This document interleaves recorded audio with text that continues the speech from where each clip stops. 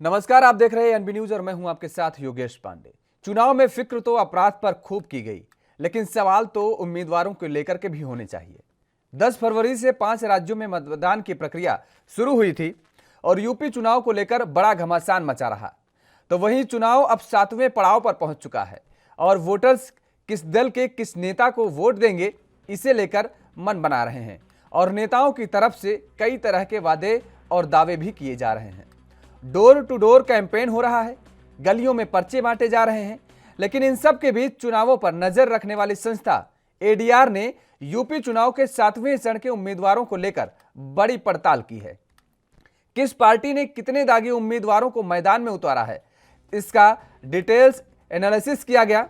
7वें चरण में किस पार्टी के कितने दागी चुनाव में हैं, कितने करोड़पति और कितने पढ़े लिखे चुनाव लड़ रहे हैं, इसे लेकर इलेक्शन वॉच और एडीआर ने सभी दलों के प्रत्याशियों की कुंडली जारी की है। अगर पार्टीवार बात करें तो समाजवादी पार्टी के 45 उम्मीदवारों में से 26 प्रत्याशियों पर आपराधिक मुकदमे हैं। भारतीय जनता पार्टी के 47 में से 26 पर, बीएसपी के 52 में से 20 पर और कांग्रेस के 54 में से 20 प्रत्याशियों पर आपराधिक मुकदमे दर्ज हैं। अब अगर धन्ना सेठ प्रत्याशियों की बात करें तो इस 7वें चरण में 607 में से 217 प्रत्याशी करोड़पति हैं। बीजेपी के 40 प्रत्याशी, समाजवादी पार्टी के 37 प्रत्याशी, बहुजन समाज पार्टी के 41 प्रत्याशी, जबकि कांग्रेस के 22 और आम आदमी पार्टी के 15 प्रत्याशी करोड़पति हैं। दागी करोड़पति उम्मीदवारों के बाद अगर प्रत्याशियों की शिक्षा की बात करें तो 214 उम्मीदवार 5वीं से 12वीं के बीच पढ़ाई की है, 346 ग्रेजुएट हैं और उससे अधिक पढ़े हैं, 30 उम्मीदवारों को सिर्फ अक्षर ज्ञान है और 4 तो साक्षर भी नहीं है। ये है हमारे राजनेताओं के हाल।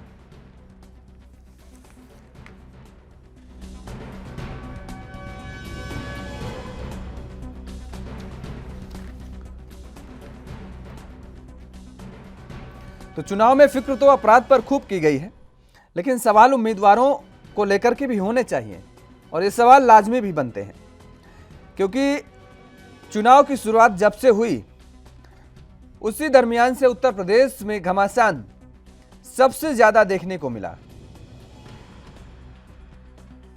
अपराधी माफिया प्रत्याशियों को लेकर के भी सभी दल एक दूसरे पर वार प्रत्यारोप करते रहे, सभी दूसरे के घरों में झांकते रहे, लेकिन उनके घर में कितने प्रत्याशी दागी हैं, कितने नेता दागी हैं, इस पर किसी ने विचार और विमर्श करने की जरूरत नहीं समझी।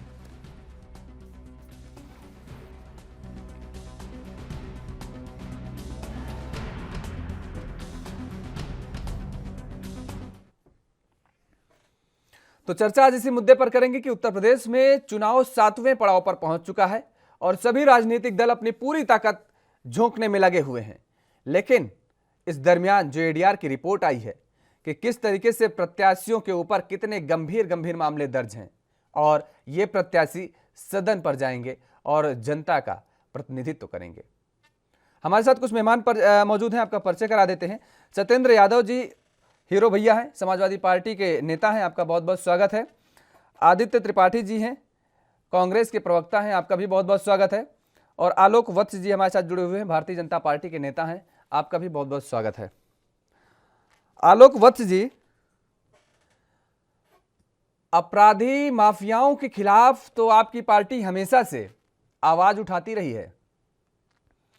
आप पूरे चुनाव के दरमियान इस बात को तो मानेंगे कि समाजवादी पार्टी के ऊपर यह आरोप लगाते रहे हैं कि अपराधी और माफियाओं को संरक्षण देने का काम अगर कोई करता है तो वो समाजवादी पार्टी करती है, और अपराधी माफियाओं को टिकट देने का काम कोई करता है तो समाजवादी पार्टी ही करती है। 47 प्रत्याशियों में से 26 प्रत्याशी आपके ऐसे हैं जिनके ऊपर आपराधिक मामले दर्ज हैं। भाई, आप तो भी उसी लाइन पर आकर के खड़े हो गए। आप कैसे कह सकते हैं कि आपके कुर्ते पर एक भी दाग लगा नहीं है?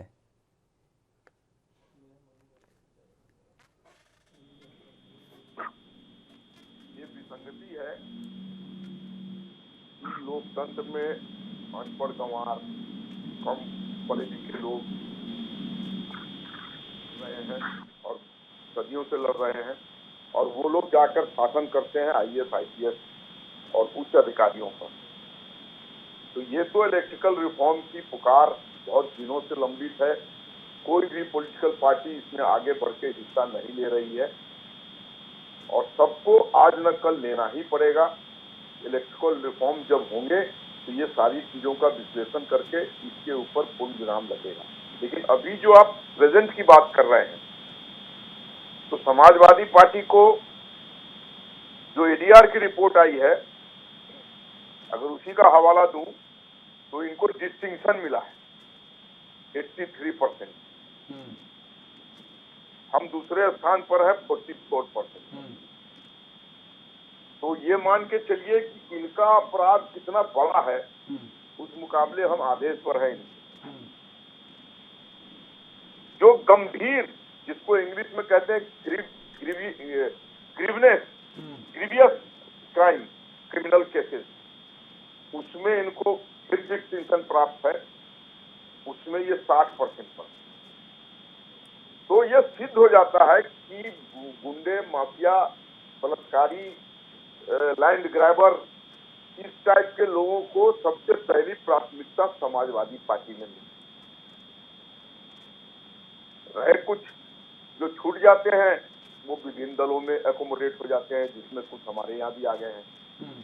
लेकिन कोई गंभीर अपराध का, हीनियस क्राइम का अपराधी को हमने टिकट नहीं दिया, और मात्र किसी के ऊपर केस हो जाने से he is not proved guilty. Guilty को प्रूव करना कोर्ट का काम है। तो मान लीजिए किसी से बहस है, वैमनस्यता है, तो वो कोई केस उस पर दर्ज करा दे किसी। तो यही बात तो समाजवादी पार्टी भी कह सकती है कि ये कोर्ट का काम है। गंभीर अपराध अगर उन पर दर्ज हैं, आलोक जी सुन लीजिए, अगर गंभीर अपराध भी उन पर दर्ज हैं, तो जब तक कोर्ट ये डिसाइड नहीं कर देगी कि वास्तव में ये अपराधी है, इसको सजा होनी चाहिए, तब तक भाई वो कह रहे हैं कि बाहर है, बेल पर है, कैसे भी है, केस चल रहा है, हम अपने पार्टी में रखे हुए हैं, हम प्रत्याशी बनाए हुए हैं, चुनाव लड़ा रहे हैं। प्रियव्रत, कोर्ट ने तो इनके बहुत नुमाइंदों को बाकायदा टीचों के अंदर रखा हुआ है। ये आप भी जान रहे हैं, पूरा देश जान रहा है। और जो तांडव पूरे प्रदेश में आज जो महिलाएं और बच्चियां कॉलेज जाने वाली, स्कूल जाने वाली जो भयभीत हैं कि कहीं अखिलेश भैया ना आ जाएं और फिर से उन गुंडों को छुट्टा घूमने की आजादी न मिल जाए, चौक चौराहे पर रिवॉल्वर टांग के नल कटुआ हो या लाइसेंसी हो और साइकिल का झंडा लगाकर फिर वो जो भयावह दृश्य उत्पन्न होता है, उसकी परिकल्पना करके योगी जी के पक्ष में प्रचंड हवा चल रही है। छठे चरण तक हम बहुत लीड ले चुके हैं, 7वें चरण में तो पूर्ण आहुति होगी। लीड और कितनी आगे तक जाएगी, निश्चिंत रहिए। योगी आदित्य योगीनाथ के कर्मों से, उनके किए गए कार्यों से, सरकार में आए, चाहे आदित्य जी आए, चाहे सत्येंद्र जी आए, हम बिल्कुल निश्चिंत हैं। चिंता आप लोगों को करनी है और आप लोगों को करनी जायज भी है। सत्येंद्र जी देखिए, भारतीय जनता पार्टी ये कह रही है कि दरअसल जिन प्रत्याशियों को उन्होंने उतारा है गंभीर मामले नहीं है, और जो हवा चल रही है वो उनके पक्ष में चल रही है। दूसरी बात, अभी भी महिलाओं और बेटियों को इतना डर सता रहा है, उनको डर है कि उत्तर प्रदेश में कहीं समाजवादी पार्टी की सरकार ना आ जाए। पीछे से बैकग्राउंड का साउंड है, बहुत ज्यादा आ रहा है, कहीं से भी आ रहा है, पता नहीं कहां से आ रहा है। सत्येंद्र जी, हम आपकी आवाज को ठीक करवा रहे हैं। सत्येंद्र जी को देखिए इको मिल रहा है इनके। आदित्य जी आपको ठीक है, आदित्य जी आएंगे, आपके पास भी आएंगे, लेकिन यहाँ रुकते हैं एक छोटे से ब्रेक के लिए।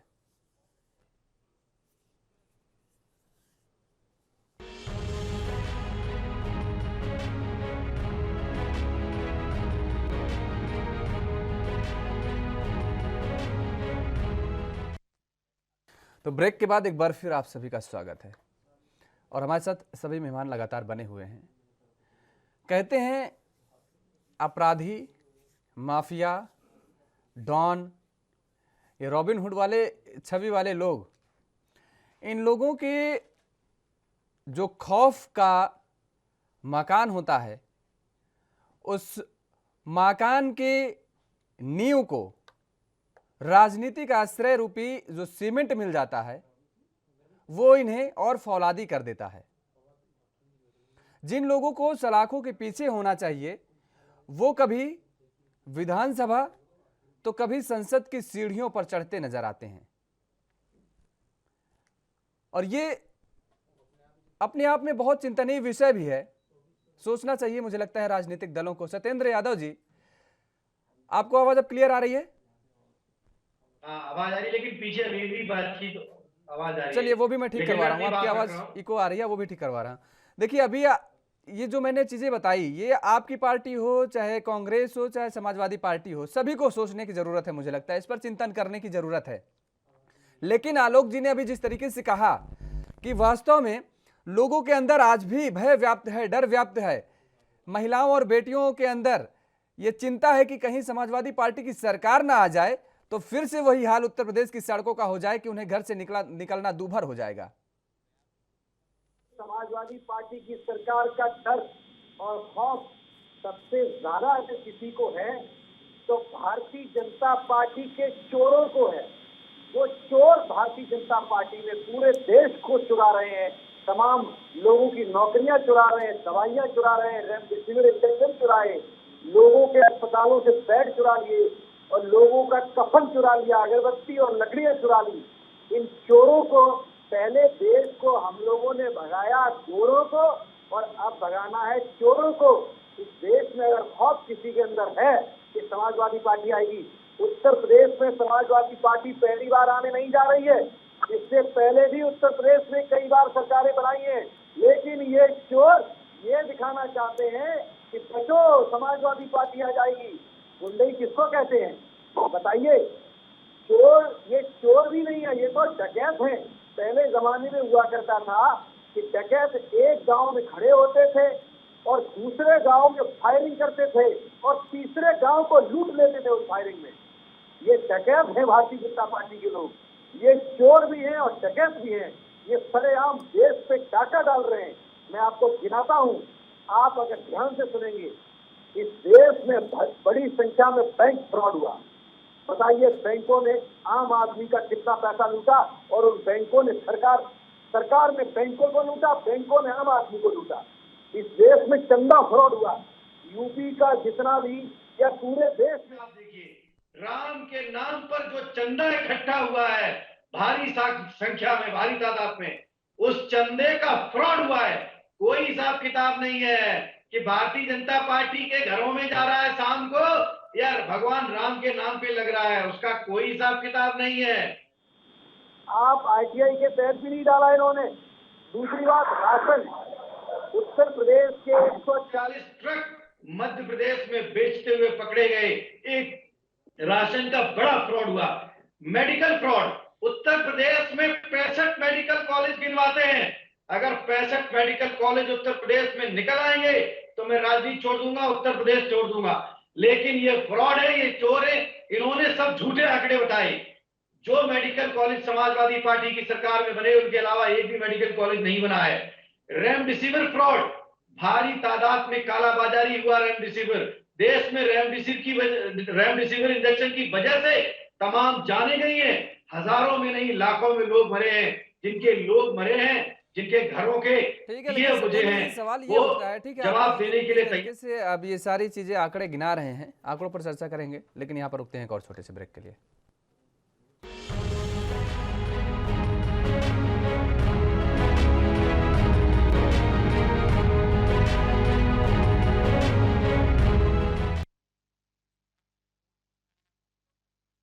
ब्रेक के बाद एक बार फिर आप सभी का स्वागत है और चर्चा को आगे बढ़ाएंगे। हमारे साथ लगातार तीनों मेहमान बने हुए हैं। सत्येंद्र जी, दरअसल बात आपराधिक प्रवृत्ति के, आपराधिक छवि वाले नेताओं को उतारने की हो रही है। देखिए, भ्रष्टाचार किसने किया, क्या किया, वो जनता सब देख रही है। आप पर भी तमाम सारे आरोप लगे हैं। क्या ये आपराधिक छवि वाले, ये बाहुबली जो आएंगे सदन में जाएंगे, क्या ये भ्रष्टाचार में लिप्त नहीं रहेंगे? क्या दावा है? देखिए ऐसा है कि हमारी पार्टी का चेहरा मुख्यमंत्री पद का माननीय अखिलेश यादव है। सरकार माननीय अखिलेश यादव चलाएंगे। उत्तर प्रदेश में जो माननीय अखिलेश यादव का मुख्यमंत्री के पद पर जो दिशा निर्देश और उनके नेतृत्व में उत्तर प्रदेश में विकास, प्रगति, डेवलपमेंट होगा। माननीय अखिलेश यादव के नाम से अगर एक मुकदमा कहीं किसी थाने में उत्तर प्रदेश में नहीं देश में बता दीजिए, इतनी स्वच्छ छवि वाले व्यक्ति को तो आप मुझे बता दें। भारतीय जनता पार्टी किसके चेहरे पर चुनाव लड़ रही है सबको पता है।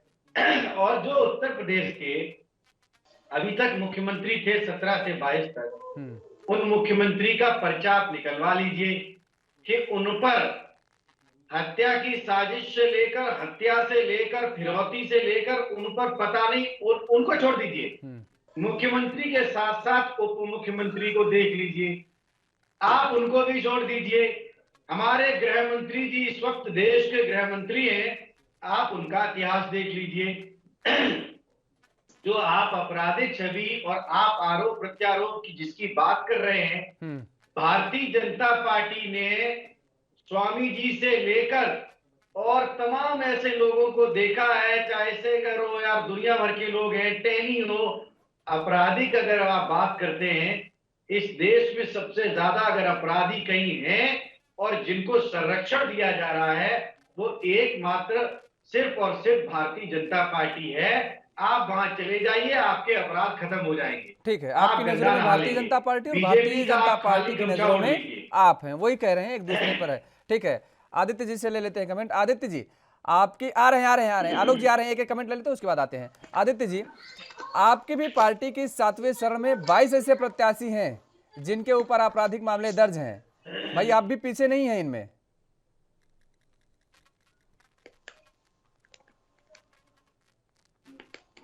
अभी मानना राजनीति में आपराधिकों सभी के लोगों को नहीं लड़ना चाहिए, लेकिन आप जानते जैसे विगत 32 वर्षों से हम सत्ता से बाहर उत्तर प्रदेश की, आपने देखा कोरोना काल से लेकर अभी तक इन 5 सालों में मुख्यमंत्री योगी आदित्यनाथ ने 18,000 कार्यकर्ताओं को, हमारे कार्यकर्ताओं को फर्जी मुकदमे लगाकर जेल भेजने का काम किया। हमारे प्रदेश अध्यक्ष पर 32 से ज्यादा मुकदमे, उनको 32 बार गिरफ्तारी हुई। तो कहीं ना कहीं आज हम सत्ता में नहीं हैं और ये फर्जी मुकदमे हैं क्योंकि हम जनता की आवाज बनकर जनता की लड़ाई लड़ रहे थे। अरे भाई, जिन प्रत्याशियों को आपने मैदान में उतारा है, ये अभी इन पे नए मुकदमे थोड़े न दर्ज हैं, ये तो पुराने मुकदमे हैं। तो इसका मतलब समाजवादी पार्टी के शासनकाल में भी जो मुकदमे दर्ज हुए हैं, तो सपा ने भी आपके ऊपर, जब भी हम विपक्ष में रहेंगे और काम करेंगे सरकार के खिलाफ, सरकार तो बहुत बड़ी पीड़ा है भाई, तब तो आपकी बहुत बड़ी का विरोध करेंगे, तो कहीं ना कहीं मुकदमे दर्ज होंगे ही। अगर आप राजनीति कर रहे हैं तो हर राजनीतिक दल के नेताओं के ऊपर तमाम मुकदमे होते हैं, लेकिन हमारे जो टिकट बांटा गया, टिकट वितरण किया गया, उसमें हमने सबका पोर्टफोलियो देखा है, बकायदा उनसे आपराधिक रिकॉर्ड मांगे गए थे। ऐसे लोगों को हमने बिल्कुल टिकट नहीं दिया है जो बहुत ज्यादा ही जैसे रेप और बलात्कार इन सब में हो, ऐसे लोगों को हमने बिल्कुल टिकट नहीं दिया गया। हाँ, कुछ अपराधी हमारे भी पार्टी से हैं, लेकिन आपको मैं बता दूं, सोशल रिफॉर्म हुआ हो देश में बड़ा, चाहे पॉलिटिकल रिफॉर्म हुआ हो, हमेशा ऐसे रिफॉर्म कांग्रेस पार्टी ही लाई है। निश्चित तौर पर जिस दिन हम लोकसभा में पूर्ण बहुमत में रहेंगे, हम एक बड़ा रिफॉर्म, यही बात भारतीय जनता पार्टी भी हालांकि कहती थी। आदित्य जी, चर्चा करेंगे, चर्चा के आगे भी बढ़ेंगे, लेकिन यहाँ पर रुकते हैं एक और छोटे से ब्रेक के लिए।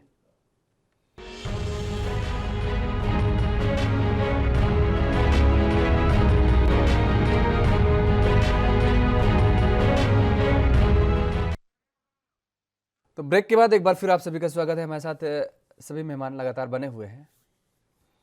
सत्ता की चाहत में दरअसल जिस तरीके से राजनीतिक दल सभी का पोर्टफोलियो देखते हैं, आदित्य जी आपने भी कहा कि रिज्यूम मंगाया जाता है, सभी राजनीतिक दलों अपने अपने प्रत्याशियों की मंगाते हैं और उसी हिसाब से उनका टिकट वितरण करते हैं।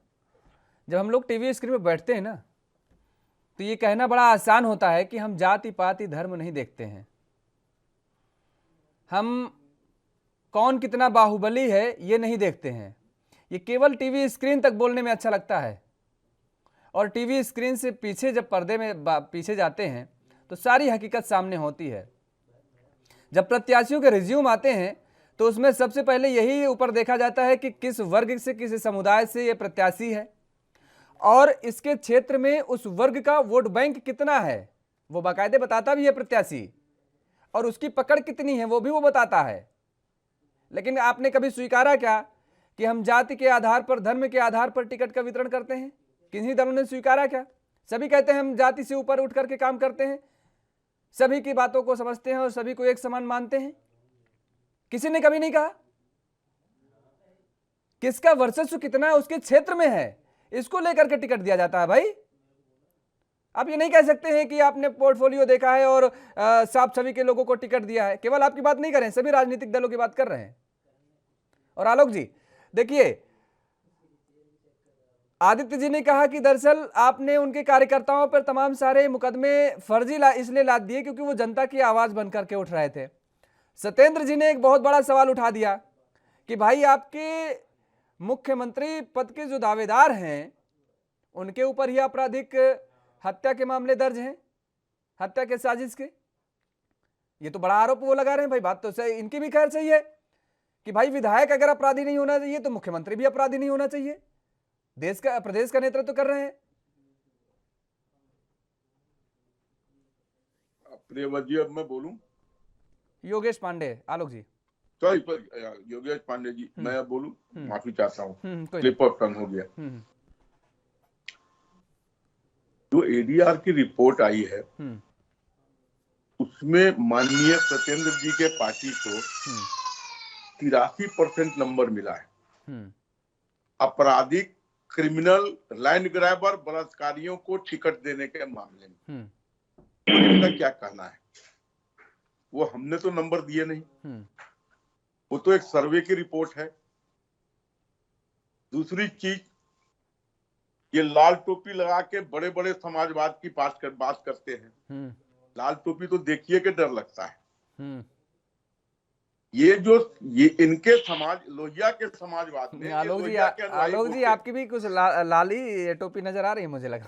नहीं, देखिए केसरिया और लाल में बहुत अंतर है। ठीक, लाल पर बुल अटैक करता है, केसरिया पर बुल अट्रैक्ट होता है। और दूसरी चीज आपको बता दूं, ये लोहिया के अनुयायी बोलते हैं अपने को, जनेश्वर मिश्र जी को छोटा लोहिया कहते थे जो इनके बड़े नेता थे। तो मैं माननीय सत्येंद्र जी से, इन्होंने तो हमें चोर कहा, डकैत कहा, मैंने सुन लिया। मैं इनको चोर डकैत नहीं कह रहा हूं, मैं इनको महान मानववादी कह रहा हूं। मुझे खाली इतना बता दें, दूसरा प्रश्न का उत्तर, इस लोहिया के समाजवाद के किस पृष्ठ पे लिखा हुआ है कि बाप के बाद बेटे को नेता बनाया जाए? तीसरा प्रश्न इनसे। अरे आपकी पार्टी में 26 परिवार हैं, आपकी पार्टी में 26 परिवार हैं। ये जो अनुराग ठाकुर रोज बोल रहे हैं, इनके पिता कहाँ क्या थे? आप भूल गए क्या? भारतीय जनता पार्टी के मंत्री हैं वर्तमान में। परिवारवाद को आप सीख रहे हैं। अगर एक आदमी बता दीजिए पूरे उत्तर प्रदेश में समाजवादी पार्टी की ओर से जो माननीय अखिलेश यादव के परिवार का प्रत्याशी हो। ये विधानसभा के मुख्य चुनाव की लड़ाई चल रही है।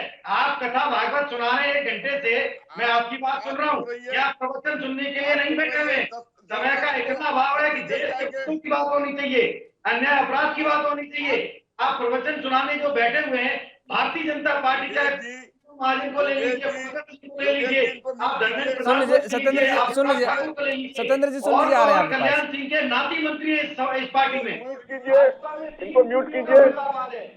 एक सेकंड सत्येंद्र जी, एक सेकंड सुन लीजिए भाई सत्येंद्र जी।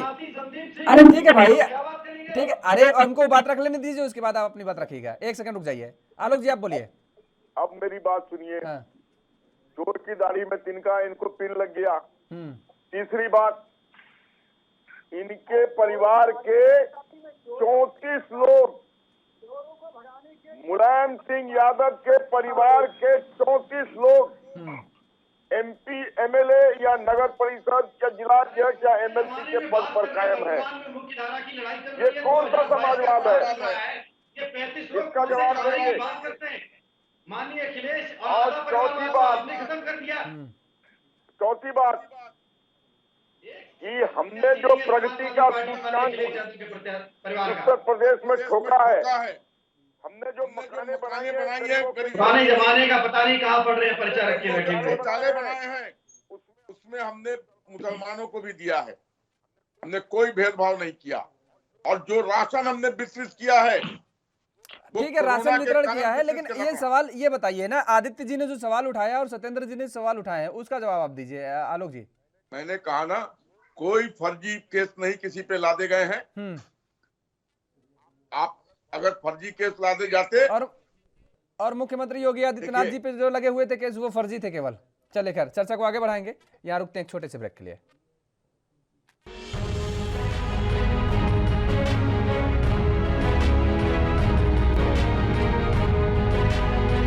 ब्रेक के बाद एक बार फिर आप सभी का स्वागत है और चर्चा में हमारे साथ सभी मेहमान बने हुए हैं। आलोक जी, आप कह रहे हैं कि दरअसल कोई मामले नहीं लादे गए हैं किन्हीं के ऊपर, फिर ये आप कैसे कह देते हैं और ये आप कैसे भूल जाते हैं कि आपकी जो नेताओं पर मुकदमे दर्ज होते हैं वो राजनीति के तौर पर लादे जाते हैं? मैंने कब कहा ये बात? नहीं, आपने नहीं कहा, आपके नेता कहते हैं, बिल्कुल कहते हैं भाई। आपने एक सेकंड सुन अब सुन लीजिए कब कहा आपने, वो भी सुन लीजिए। सदन में कहा गया आपके द्वारा, आप कह रहे हैं कब कहा गया भाई? मुकदमे क्यों वापस किए गए फिर?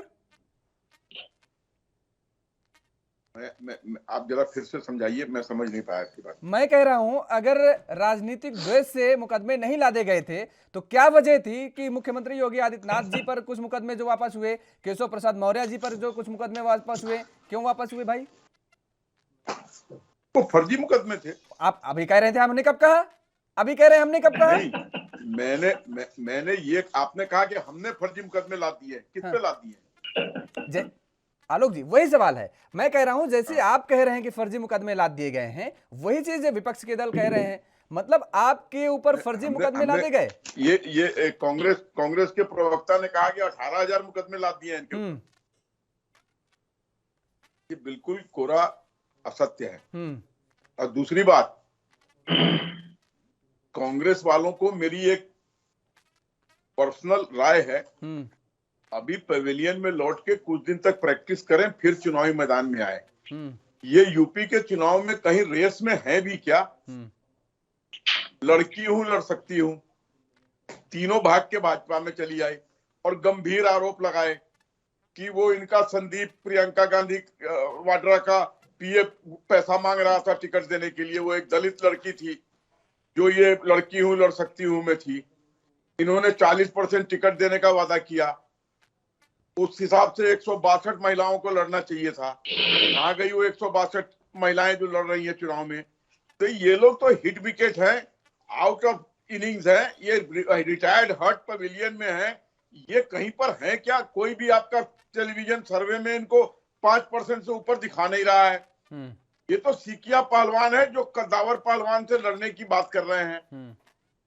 और रही बात समाजवादी पार्टी की, तो भारतीय जनता पार्टी ने मोदी जी के और योगी जी के नेतृत्व में जो विकास की गंगा बहा दी है यूपी में, उसके ऊपर 10 तारीख को इनकी हंसी रोने में तब्दील हो जाएगी।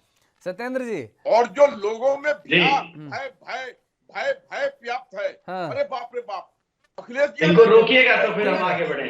ठीक है सत्येंद्र जी, देखिए ये कह रहे हैं कि जो आपकी हंसी है ये खैर रोने में तब्दील हो जाएगी, क्या होगा ये वक्त बताएगा, कौन रोएगा कौन हंसेगा। लेकिन ये तो बात सच है ना, इस बात से तो नकारा नहीं जा सकता। देखिए इस योगी सरकार ने जो कार्यकाल था ये 5 साल का, इस दौरान कहीं ना कहीं माफियाओं पर अंकुश लगाने का तो काम किया गया है। देखिए, क्योंकि चाहे जितने भी बाहुबली हों उन्हें जेल भेजने का काम किया गया, सलाखों के पीछे भेजा गया, उनकी जो अवैध संपत्ति थी उसको कुर्क करने का काम किया गया। देखिए, एक दंगा नहीं, मैं आपका ध्यान आकर्षित करना चाहूंगा, ये सिर्फ एक परसेप्शन बनाया गया है कि समाजवादी पार्टी गुंडा और तमंचावादी, दंगेश, चंगेश, मंगेश, पता नहीं क्या क्या, सिर्फ एक परसेप्शन तैयार किया गया है जिसको भारतीय जनता पार्टी और उसकी सहयोगी मीडिया ने बाकायदा क्रियान्वित करने का प्रयास किया। मैं आपको बताना चाहूंगा कि बीजेपी की सरकार में, भाजपा की इन 5 साल की सरकार में, इन्होंने जो वाकई में दंगाई या माफिया या गुंडा थे उनको इन्होंने अपने आप में शामिल कर लिया और नाम बताइए, निजी इस्तेमाल के लिए राजनीतिकरण किया उसका। सत्येंद्र जी नाम बताइए। आप ये देखिए, इन्होंने लोगों को बताया है, नाम बताइए दंगा। इन्होंने उत्तर प्रदेश की जनता पर आज हर थाने में जितने मुकदमे दर्ज हुए वो उन लोगों के ऊपर हुए जिन्होंने भारतीय जनता पार्टी के द्वारा अपराध और अन्याय के खिलाफ आवाज उठाई। माफियाओं को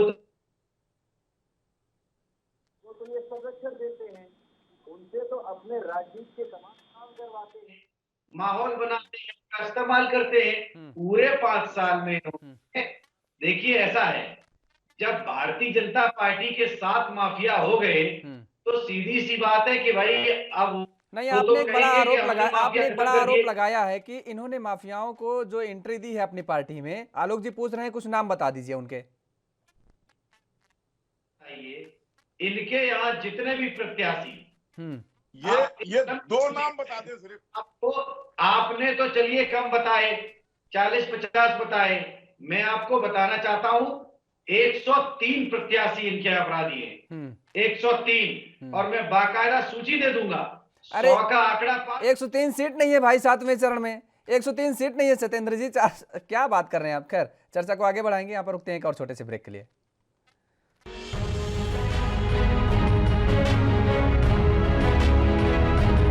सभी का स्वागत है। हमारे साथ तीनों मेहमान लगातार बने हुए हैं। सत्येंद्र जी, सीधे आपके पास आएंगे। देखिए, पहले तो ये नाम पूछ रहे हैं, दूसरी बात देखिए, मुख्तार अंसारी हों चाहे अतीक अहमद हों, ये सब बड़े बड़े नाम जो बाहुबलियों के रहे हैं। देखिए, इस बात को आप भी स्वीकारिए, भले ही आपके पार्टी में नेता रहे हैं ये, लेकिन इन लोगों का जो बाहुबल था, जो अपराध था, उस पर नियंत्रण करने का काम तो किया गया ना।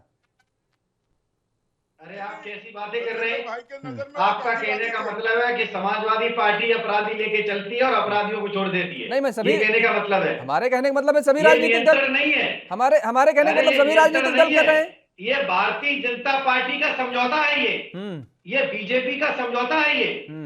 और अभी माननीय अखिलेश यादव की सरकार बनेगी, यही मीडिया और यही माफिया बाकायदा टीवी पर स्क्रॉल करके चलाए जाएंगे, कॉलम भी चलाए जाएंगे। और किसी मीडिया कर्मी की इतनी हिम्मत औकात नहीं है कि आज की डेट में मुख्यमंत्री की फोटो लगा के कोई घटना दिखा दे। सिर्फ अखिलेश यादव जी के साम्राज्य में, उनके राज्य में, सॉरी, साम्राज्य तो भाजपा का चल रहा है, उनके राज्य में जब उनकी सरकार होती है, देखिए किसकी कितनी औकात है। सुन लीजिए, अब सुन लीजिए, मीडिया की इतनी औकात है, वो मीडिया की इतनी औकात है सत्येंद्र जी, कि वो आपको भी नंगा कर देगी और चाहे कोई भी दल हो उसको भी नंगा कर देगी। जो सच्चाई है वो मीडिया सामने लाएगी, आईना दिखाएगी मीडिया, कोई भी हो। अगर ये कहे कि कोई मीडिया में कितनी ताकत है, जिस चीज के लिए मीडिया बनी है, जिस चीज के लिए जो काम है ना, अपने कर्म और धर्म के लिए पत्रकार कभी पीछे नहीं हटेगा। अरे सत्येंद्र, योगेश जी तो भाग लिए सुनने के बाद, ये तो भाग लिए। नहीं है सत्येंद्र जी हैं, भागे नहीं है, सत्येंद्र जी हैं, सुन रहे हैं। आप दिखा सकते हैं? अरे आप दिखा सकते हैं? मेरा जो स्काइप है वो ऑफ हो गया है। हाँ, ठीक है। सत्येंद्र, सुन लीजिए सत्येंद्र जी, टेनी कौन है? टेनी कौन है? कौन सा मीडिया, कौन सा चैनल नहीं चलाया टेनी के खिलाफ? किसने नहीं चलाया? बात बताइए, सुनिए। मुख्यमंत्री की फोटो लगा के संगीत सॉन्ग के खिलाफ चलाया, मुख्यमंत्री की फोटो उसके लगा बाद के हमने किसको रोका? क्यों नहीं चलाते खबर? नहीं, किसको नहीं चलाया गया भाई? कुलदीप सिंह सेंगर को किसने नहीं चलाया? किसने नहीं चलाया कुलदीप सिंह सेंगर को? किसी मीडिया ने कोई एक ऐसा चैनल बताइए जिसने कुलदीप सिंह सेंगर को नहीं दिखाया हो, उसके कुकृत्यों को नहीं दिखाया हो? हिम्मत नहीं है जो खबर चला। सत्येंद्र सिंह यादव के मुंह से असलियत निकल गई कि इनका साम्राज्य चलता है। बाप के बाद बेटा, बेटे के बाद चाचा, भतीजा, उसके नीचे का रिश्तेदार, कोई भी हकीकत दिखाने में सक्षम नहीं है मीडिया। अगर ये आपकी गलतफहमी है, ये आपकी गलतफहमी है। पहले इस गलतफहमी को आप दूर करिए सत्येंद्र जी। पहली बात तो ये आप गलतफहमी को अपने दूर कर दीजिए। कितनी संख्या में आप बताइए पत्रकार मारे गए? इस सरकार का आंकड़ा आप गूगल करके देख लीजिए, कितने पत्रकार मारे गए। अरे सभी सरकारों में मारे गए भाई। आपकी सरकार में पत्रकारों को जला नहीं दिया गया क्या? जब इन सरकारों में, इस सरकार का भी विरोध किया पत्रकारों ने, जहां पर हुआ, जहां पर गलत हुआ, वहां पर पत्रकारों ने बिल्कुल ईमानदारी के साथ उस चीज को दिखाया है और मुद्दे को उठाया है। वो चाहे आपकी सरकार रही हो, चाहे कांग्रेस की सरकार रही हो, चाहे भारतीय जनता पार्टी की सरकार रही हो, किसी सरकार के साथ कोई पत्रकार नहीं चलता है। सरकार की कमियों को उजागर करने का काम है पत्रकारों का, और वो बखूबी करता है पत्रकार। एक बिल्कुल भी नहीं कर सकते आप चला नहीं सकते मुख्यमंत्री की फोटो लगा के। अरे क्या चला दे भाई? अगर मुख्यमंत्री गलत करेंगे, भ्रष्टाचार में लिप्त होंगे, क्यों नहीं चलाएंगे? अरे किसी भी दल का कोई भी नेता, कोई भी मुख्यमंत्री हो, क्यों नहीं चलाएंगे? बिल्कुल चलाएंगे। उत्तर प्रदेश है किसके हाथ में? उत्तर प्रदेश में जो सत्येंद्र अपराध हो रहा है, जी, आप जब सत्येंद्र रात को भाई, एक बहन जली थी तो सत्येंद्र बताइए सिंह यादव किसके जी, किसके राज्य में जली थी? राष्ट्र कौन लक्ष्मी करो मुख्यमंत्री था? तैयारी आ रहे हैं भगवान योगेश जी, ठीक है, आएंगे आपके पास। ठीक है, आदित्य जी आप बोलिए, आप कहना चाह रहे हैं। देखिए, अगर एक सार्थक चर्चा होती हम्म कि एडीआर की रिपोर्ट अगर आई है, आपराधिक छवि के लोगों को मौका मिला है, हम्म इस पे सभी राजनीतिक दलों को सोचना चाहिए, समस्या विचार तो करना यही चीज चाहिए। है, बिल्कुल ठीक बात आप कह रहे हैं। लेकिन दूसरी तरफ भटकाना तो खैर गलत है। लेकिन मैं कहना चाहूंगा, आपने देखा कि एक पॉजिटिव चेंज हम्म जिस तरह से प्रियंका गांधी जी ने यूपी की राजनीति में लेकर आई हैं, उन्होंने कहा था हम 40% महिलाओं को टिकट देंगे और 40% महिलाओं को टिकट देकर उन्होंने एक पॉजिटिव राजनीति की शुरुआत उत्तर प्रदेश में की है। हम्म आपने देखा रितु सिंह जी, जो कि लखीमपुर में समाजवादी पार्टी की ही कार्यकर्ता थी, उनकी साड़ी भाजपा के लोगों ने ब्लॉक प्रमुख के चुनाव के दौरान खींची, उनको हमने टिकट दिया। आशा बहू, जिसने मोदी जी को काला झंडा दिखाया था और भाजपा की पुलिस ने मार के उसका हाथ पैर तोड़ दिया था, उनको हमने टिकट दिया। ऐसे लोगों के ऊपर फर्जी मुकदमे ला देंगे और कहीं ना कहीं आपराधिक मुकदमे भी ऐसे लोगों के। खुशी दुबे के परिवार के ऊपर आप देखिए कितना सितम इस सरकार ने ढाया।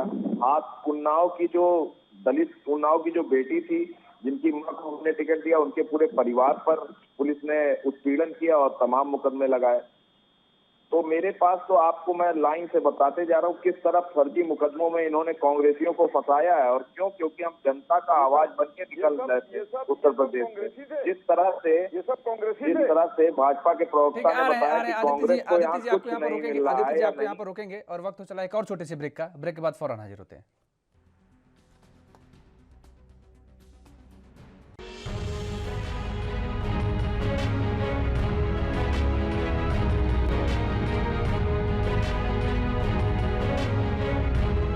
और ब्रेक के बाद एक बार फिर आप सभी का स्वागत है। सीधे रुख करेंगे आदित्य जी का। आदित्य जी आप अपनी बात पूरी करिए।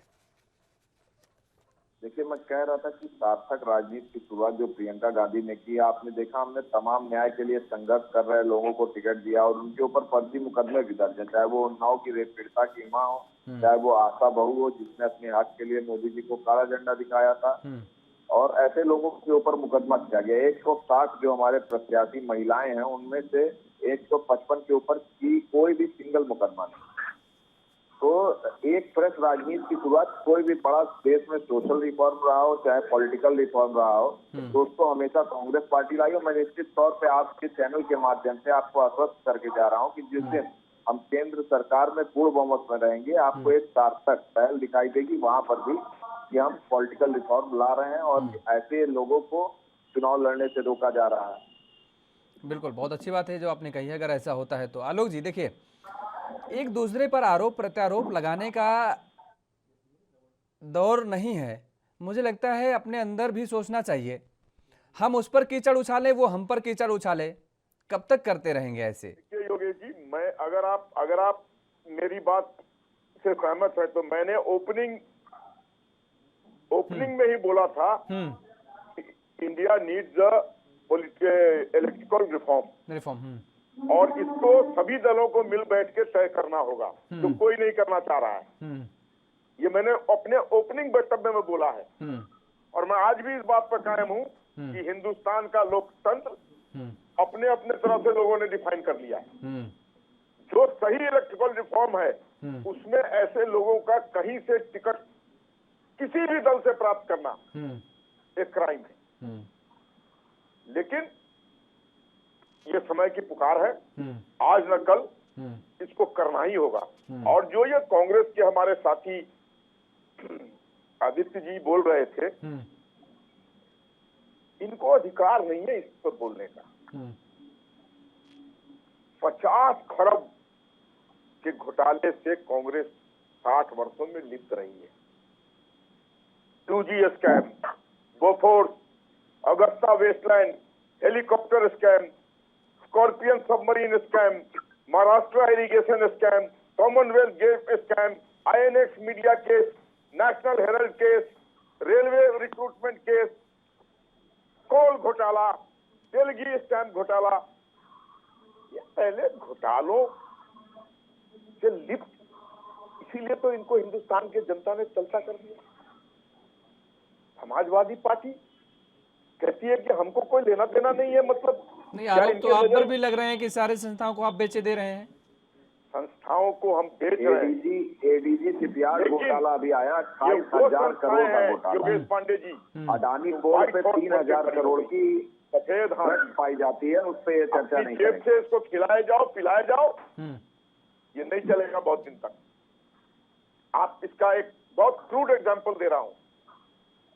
आप यूपी में 14 सफर तारीख करते से हैं, आज तक बच्चों को आप इवैक्यूएट प्राइवेट नहीं बसों कर का पाए। रख रखाव 20,000 देखिए बच्चे हैं मेडिकल और staff government school Ukraine government में। बसों का रख रखाव 14 देखिए। तारीख से लेके अब तक आपको ये फर्क समझ में आ इवैक्यूएट जाएगा। 20,000 छात्रों को नहीं कर पाए। कि जब प्राइवेट में इनकी लोग नाकामी पैसे का देते हैं सबूत है। तो उसका और गर्दन जब पकड़ ये के उससे नाकाम होते हैं तो ये लेते हैं। कांग्रेस के ऊपर आरोप उस तरीके लगाते हैं। का अगर आप इतने घोटाले गिना रहे हैं सुविधा। तो आप एक भी घोटाले आज तक साबित क्यों नहीं कर पाए? और दूसरी चीज 7 साल आपकी सरकार हो गई, पर आप आज बोल रहे थे तक तो मैं आपने सुन रहा न था, राहुल जरा गांधी मैं की बोल रहा हूं गिरफ्तारी तो करवा थोड़ा पाए। नहीं, अगर वो गलत आलोक है, जी सिंपल सोनिया सीधा गांधी जवाब दीजिए। गिरफ्तार नहीं आदित्य कर जी ने पाए, ये अगर पूछा है गलत है। कि 7 साल आपकी सरकार हो गई है, अगर इतने घोटाले गिना रहे हैं तो आप एक भी आरोप सिद्ध क्यों नहीं कर पाए? देखिए, घोटाला सिद्ध करना ये सब अच्छा। एक चीज आपको बता दूं, हम्म, सोनिया गांधी बेल पे हैं, राहुल गांधी बेल पे हैं, हम्म, अहमद पटेल दिवंगत हो गए, वो भी बेल पे थे, अशोक गहलोत बेल पे है, वीरभद्र सिंह बेल पे थे, वो भी दिवंगत हो गए, जनता को हरीश रावत बेल पे हैं, बीपी हुड्डा बेल पे हैं, सचिन पायलट बेल पे हैं, पी चिदम्बरम बेल पे हैं। ये सब किसी न किसी भ्रष्टाचार में लिप्त है ना, जिसका फैसला आना है। पार्टी का इतना बड़ा नेता, देश का बताइए, प्रधानमंत्री कह रहा है कि ये क्यों बेल पे है? सोचो ये कितने अगर ये साफ सुथरे थे, मुलायम सिंह जी पे 70 साल में पहली बार ऐसा हुआ है कि देश का गृह मंत्री तड़ी पार हो। मुलायम सिंह देश के इतिहास में 70 साल में पहली बार ऐसा हुआ है कि देश का गृह मंत्री तड़ी पार हो। चलिए ठीक है। अच्छा, इनके सारे दाव पूरे ठीक है, सत्येंद्र जी के पास आएंगे। काम नहीं कर रहा है। वही चीज आरोप प्रत्यारोप ही चलेगा, मुझे पता है। सत्येंद्र जी, आपको आवाज मिल पा रही है? सत्येंद्र जी देखिए, आरोप प्रत्यारोप तो देखिए हमेशा चलता रहता है। आप उन पर कीचड़ उछालते हैं, वो आप पर उछालते हैं, लेकिन ये वास्तव में आपको भी चिंतन करने की जरूरत है। वाकई में मुझे लगता है कि इस पर एक सार्थक पहल की जाए और सर्वदलीय बैठक हो, सभी दल इस पर विचार मंथन करें कि क्या वास्तव में हम सही दिशा में जा रहे हैं। उत्तर प्रदेश नहीं, देश की राजनीति क्या एक सही दिशा में जा रही है? क्या कहीं ऐसा तो नहीं कि भटकाव की तरफ बढ़ चले हैं और उस पर हम दिन प्रतिदिन अग्रसर होते चले जा रहे हैं? मैं आपसे ये पूछना चाहूंगा, दुनिया का कोई भी राज्य, दुनिया का कोई भी देश, अपराध की जड़ क्या है? अपराध कहाँ से उपजता है? अपराध 2 जगह से उपजता है। जब एक व्यक्ति के अंदर शिक्षा का अभाव होता है, या दूसरे व्यक्ति के अंदर जब वो प्रताड़ित होता है, उसके साथ अन्याय होता है। लोगों को न्याय न दे पाना और देश और प्रदेश में शिक्षा को उपलब्ध न करा पाना, इन दोनों नाकाम सरकारों में अपराध और इस तरह का माफिया राज सकता है।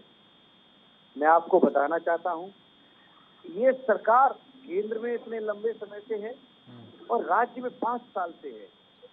एक ऐसा स्कूल बता दो जिस स्कूल में कोई गरीब आम आदमी का बच्चा अपने बच्चे को अपने बच्चे को अच्छी शिक्षा दे पाए। इस सरकार में इतनी महंगी शिक्षा हो गई है, आज जो बेचारे हमारे हजारों की तादाद में जो छात्र विदेश गए, क्यों गए? अगर उनका प्लेसमेंट, अगर उनको जगह, उनको अवसर, उनका एडमिशन अगर यहाँ हो जाता तो बाहर क्यों जाते? क्योंकि उनके पास इतना पैसा नहीं है। 1.5 करोड़, 2 करोड़, 3 करोड़, 5 करोड़ उनके पास नहीं है। सरकार इसकी व्यवस्था क्यों नहीं कर पा रही है?